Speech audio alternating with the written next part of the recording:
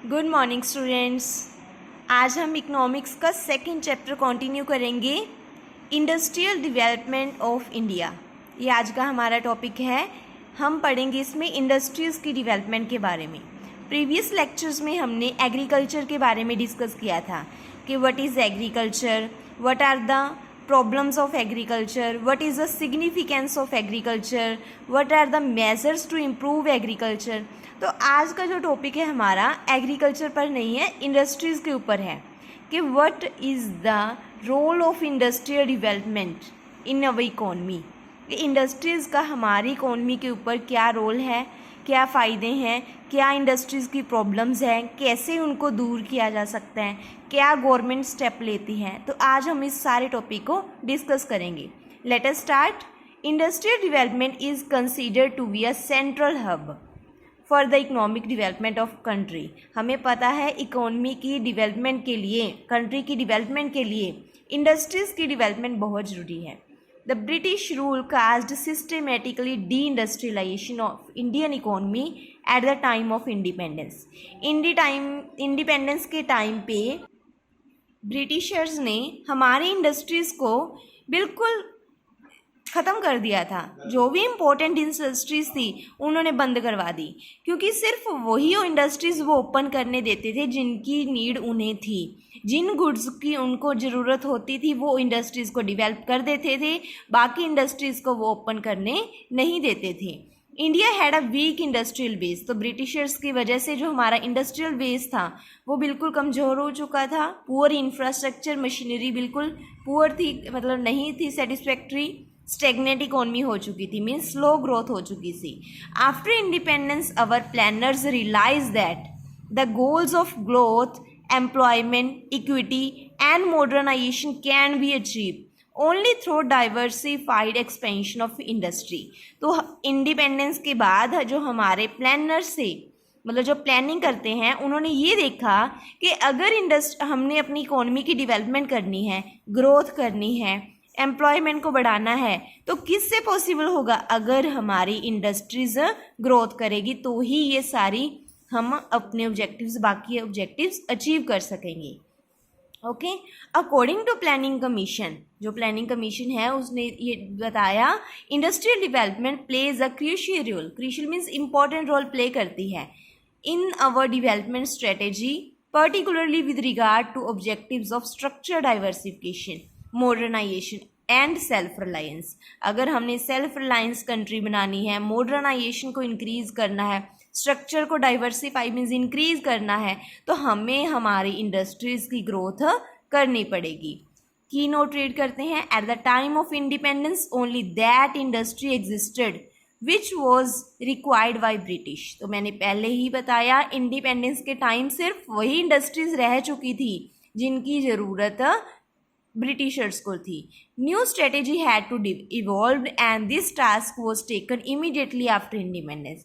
तो फटाफट क्या हुआ, न्यू स्ट्रेटेजी बनाई गई, प्लानिंग कमीशन बिठाई गई, नए प्लान्स बनाए गए ताकि जो बैकवर्ड इंडस्ट्री हो चुकी थी उनको डेवलप किया जा सके। Okay, now let us discuss significance और importance of industrial development. Industry से हमारी इकोनॉमी को क्या क्या फ़ायदे हैं। First one is increase in national income. Industries के इम्प्रूवमेंट होने से हमारे कंट्री की नेशनल इनकम इंक्रीज होती है। अब what is the national income? National income means that cost of goods and services which are produced in our country. जितनी भी गुड्स हमारी कंट्री में प्रोड्यूस हो रही हैं उनकी वैल्यू को हम नेशनल इनकम बोलते हैं। तो अगर हमारी इंडस्ट्रीज़ ग्रोथ करेंगी तो हमारी गुड्स भी बढ़ेंगी, प्रोडक्शन बढ़ेगी, और प्रोडक्शन बढ़ेगी तो हम बोलेंगे कि हमारे देश की नेशनल इनकम इंक्रीज हो रही है, क्योंकि उन गुड्स की वैल्यू को ही हम नेशनल इनकम से डिनोट करते हैं। तो जितनी ज़्यादा इंडस्ट्रीज़ होगी उतनी ही ज़्यादा गुड्स होंगी और उतनी ही ज़्यादा नेशनल इनकम होगी। Industrialization use the natural resources for productive use and production will increase. तो इंडस्ट्रीज़ अगर नेचुरल को यूज़ करेंगी तो प्रोडक्शन बढ़ेगी और नेशनल इनकम भी इंक्रीज होगी। The agriculture product will be used by industry and it will add to their value. जो रॉ मटेरियल है उनको यूज़ करके उनकी यूटिलिटी वैल्यू को बढ़ा देगा और उनके यूजेस को भी इंक्रीज कर देगा, मीन्स वैल्यू उनकी कीमत बढ़ जाएगी। Chances of new invention are very large in industries, तो न्यू इन्वेंशन इंडस्ट्रीज से पॉसिबल है। So maximum satisfaction, maximum production तभी होगी जब हमारी इंडस्ट्रीज डिवेल्प करेंगी। Second is increase in capital formation, तो इंडस्ट्रीज के डिवेलपमेंट से कैपिटल फॉर्मेशन भी इंक्रीज होनी स्टार्ट हो जाएगी। Industry development will increase per capita income, जितने ज़्यादा पर्सन्स काम करेंगे उतनी ज़्यादा उनकी सैलरी होगी, तो अनएम्प्लॉयमेंट दूर हो जाएगी और एम्प्लॉयमेंट से उनकी पर कैपिटा इनकम भी बढ़नी शुरू हो जाएगी। It will raise level of saving and saving will result capital formation, तो वही तो है, अगर हम कमाएंगे, पैसा अर्न करेंगे तो उससे हमारी खर्चे भी पूरे होंगे और सेविंग भी बढ़ेगी, और अगर सेविंग बढ़ेगी तो उससे हमारी कैपिटल फॉर्मेशन भी इंक्रीज होगी, मीन्स उससे हम न्यू मशीनरी को परचेज कर सकते हैं, फर्दर कहीं भी इन्वेस्ट कर सकते हैं। Third point is development of human capital, industries होंगी तो ह्यूमन कैपिटल भी डेवलप होगी। Human capital means proper education, adequate health facility and technical knowledge to people living in the country, तो जो हम ह्यूमन कैपिटल है वो भी सोचेंगे, लोग सोचेंगे कि अगर हम पढ़ेंगे, नॉलेज होगी, एजुकेशन होगी, अच्छी हेल्थ होगी तो इंडस्ट्री में वर्क करेंगे, तो इंडस्ट्रीज़ की वजह से जो हमारी प्रोडक्शन है गुड हेल्थ की वजह से, एजुकेशन की वजह से बढ़नी शुरू हो जाएगी। Industrial development is very essential for the multi dimensional development of people, industries की डेवलपमेंट किसके लिए ज़रूरी है, उनकी मल्टी क्वालिटीज़ के लिए, जैसे पहले ही बताया एजुकेशन इंक्रीज़ होगी, हेल्थ फैसिलिटीज़ अच्छी होंगी, तो ये पॉसिबल है इंडस्ट्रीज से।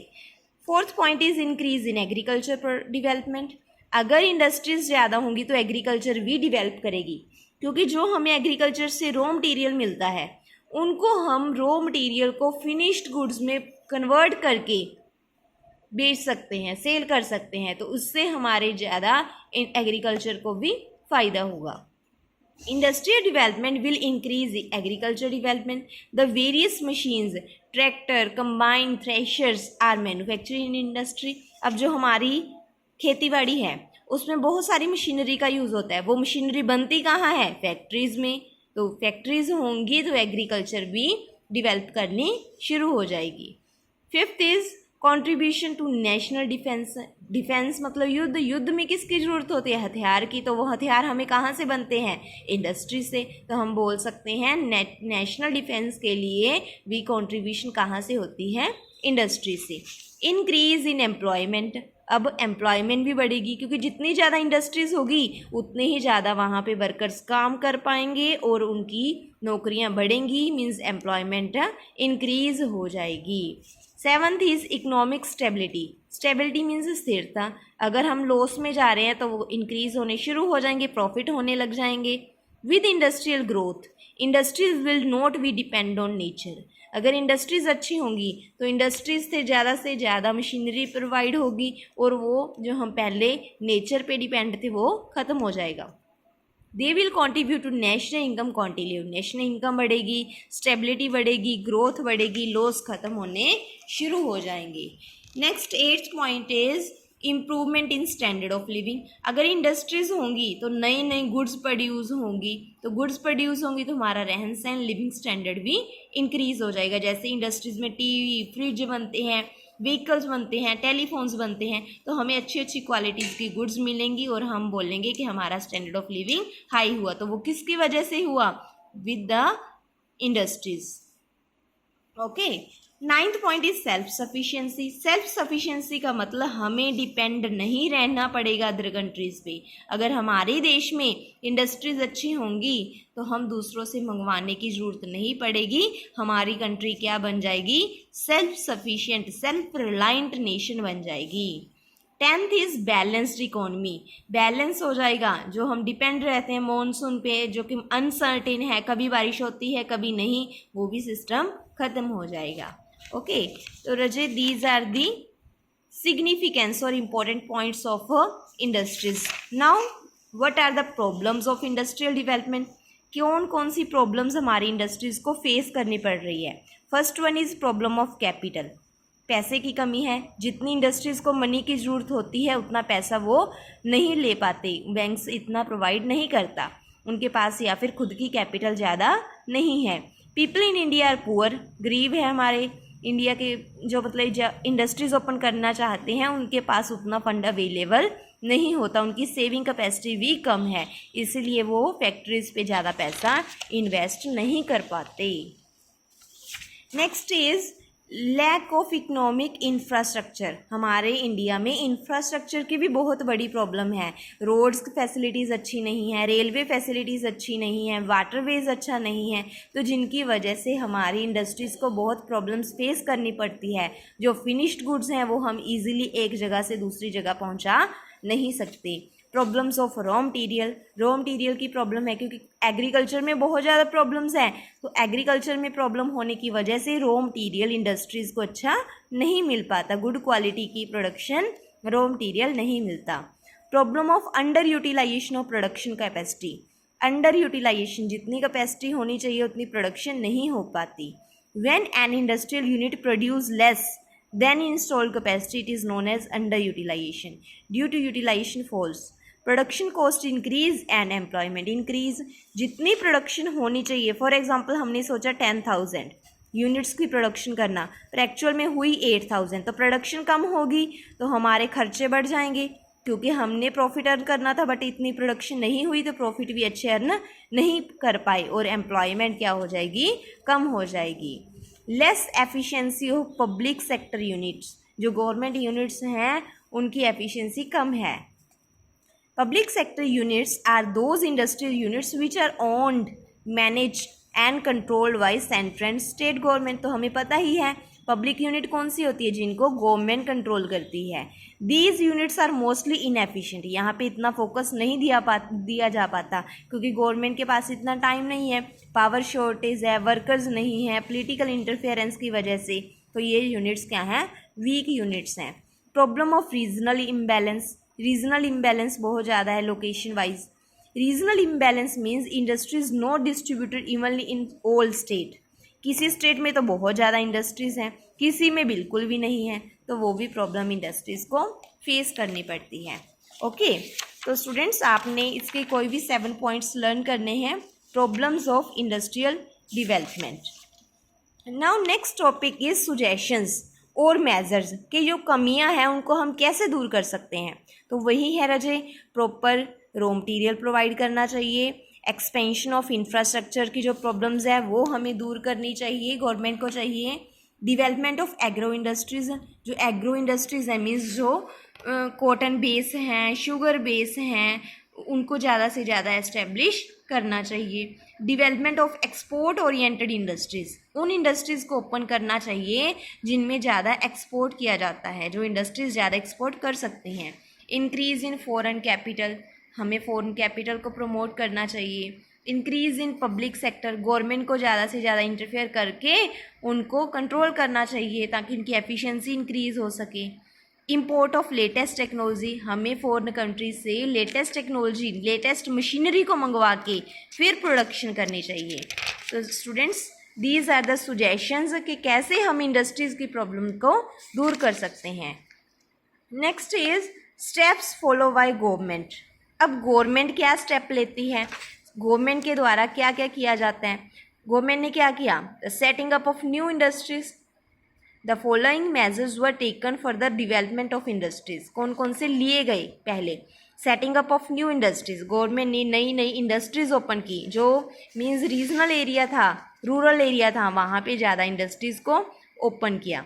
For industrial development government has established many new industries in various sectors like railway, locomotives, cars, TV, जिन मतलब प्रोडक्ट की हमें नीड थी उनकी इंडस्ट्रीज़ को गवर्नमेंट के द्वारा ओपन किया गया।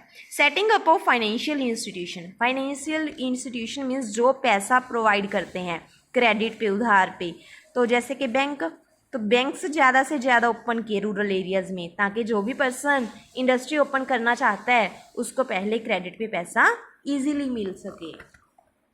Third point is setting up of basic industry. Basic industry means लगा लो जो चीज़ें हमें ज़्यादा चाहिए अपनी रूटीन लाइफ में, तो वो इंडस्ट्रीज़ को गवर्नमेंट ने प्रमोट किया। Basic industries on the eve of independence was almost negligible. क्यों थी? क्योंकि गवर्नमेंट को बेसिक इंडस्ट्रीज़ की ज़रूरत नहीं थी, तो ब्रिटिशर्स को, तो ब्रिटिशर्स ने उन इंडस्ट्रीज़ को बंद कर दिया था इंडिपेंडेंस से पहले। तो गवर्नमेंट ने क्या किया, अब उनके ऊपर ज़्यादा फोकस किया ताकि जो बेसिक इंडस्ट्रीज़ हैं वो ज़्यादा प्रमोट हो सके। पावर फैसिलिटीज़, गवर्नमेंट ने बिजली की बहुत बड़ी फैसिलिटी देनी शुरू की। ओके, डेवलपमेंट ऑफ इंफ्रास्ट्रक्चर की जो प्रॉब्लम्स थी, फैक्स, मोबाइल, इंटरनेट, टेलीग्राफ, ये भी फैसिलिटीज़ गवर्नमेंट के द्वारा प्रोवाइड की गई। सिक इंडस्ट्रीज़ को रिहेबिलिटेशन किया गया, मीन्स जो यूनिट्स कमज़ोर थी, जो इंडस्ट्रीज़ ज़्यादा वर्क नहीं कर पा रही थी, उनके लिए पैसा प्रोवाइड किया। ओके, तो ये थे रजे गवर्नमेंट के सुजेशंस। आज आपने यहाँ तक कंप्लीट चैप्टर लर्न करना है, पेज नंबर 61 तक। कोई भी डाउट हो आपने मेरे को बताना है। Okay, thank you students.